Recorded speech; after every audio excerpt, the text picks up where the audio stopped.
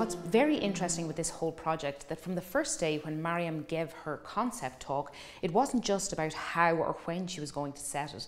It was also, we spoke a lot about how it was our responsibility to make sure that each character is very personable and that everybody in the audience could see something in each character that they could relate to. And I think that's why Mariame is a genius, because she pushed us to find that.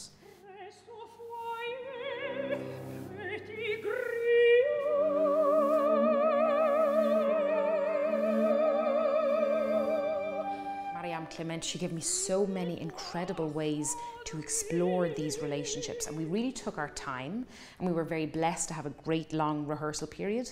So we spent time really trying to discover how was the relationship between Lucette and her father, and between Lucette and the two sisters, and also between Lucette and her stepmother.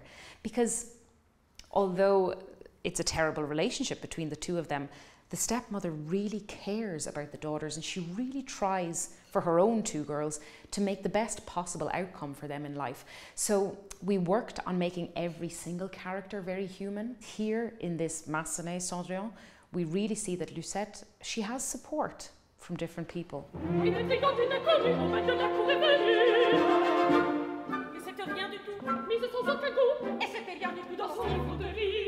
Massenet writes absolutely everything that he wants, and it's much more lyric, and I found it much more emotionally vulnerable, which I think brings the character to life.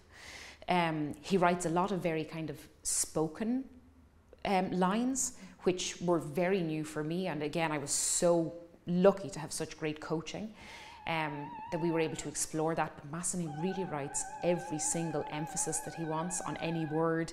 He writes very carefully all the dynamics, and so it's been very interesting, because when you read through the score, he really lay a very clear map for what he wants. You're not trying to discover anything, he wrote it all there. There's room for me to take my own space within that character.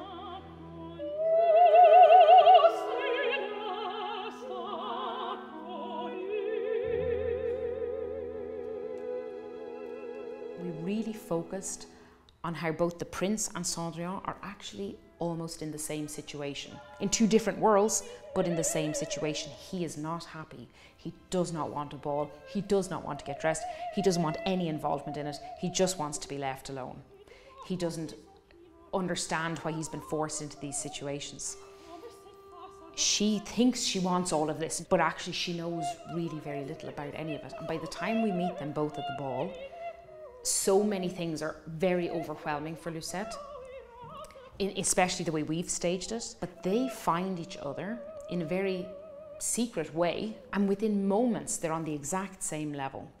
And for me, that means that by the time we get to this introduction duet, it's really, really understandable why Massenet wrote it in the area of the voice for both characters that he wrote. So it's not that one's very high and one's very low. He really wrote that the tonal lines come in over each other all the time, which creates another sense of vocal vulnerability, because you're trying all the time to figure who's singing what and what colour is that. But he made it that way because he wanted them also to be equal. And at times, of course, one goes up and the other, but that it just shows that everybody has the same kind of emotion. And at the end of the day, there is no single person in that room better than the other person. And that's the beauty of how she staged that whole act.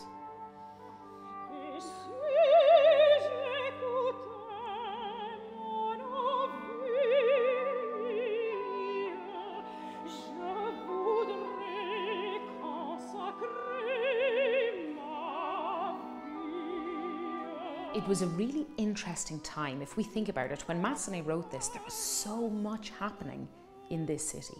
Incredibly interesting things, not just in the city, in the world, but there was so much happening with this whole industrial revolution. Or certainly when I was studying, and when you would pick a new chanson or lead, my teacher would say, okay, well, go to the art gallery and find something else from the period and look at the colours and see what the composers were seeing in those times. And I think she's done cleverly some of that within this staging. And I think that really, again, aids the music and the story, that also the public are really immersed in what happened during that period. The machine shows not only the genius of the mother, but also how hard the mother works to ensure that her two daughters are given the very best opportunity to find good matches.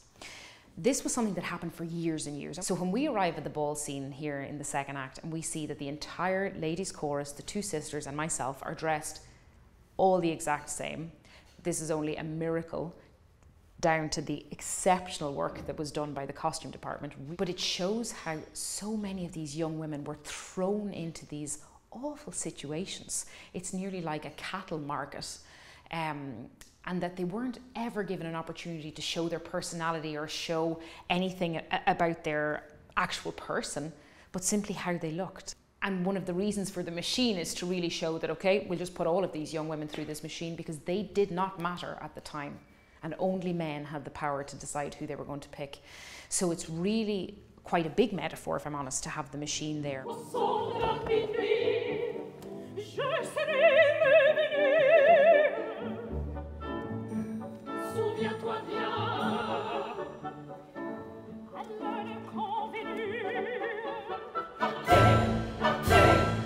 It is a huge honor to have been offered the opportunity to sing my first Lucette and also the first Lucette on the stage of the Bastille. The success of the role for me has been my relationship with Mariame Clément and Carlo Rizzi, because I can't really explain how much teamwork it makes to create not just a character like this, but a group of characters and a debut for the entire company. I couldn't be prouder to have been involved.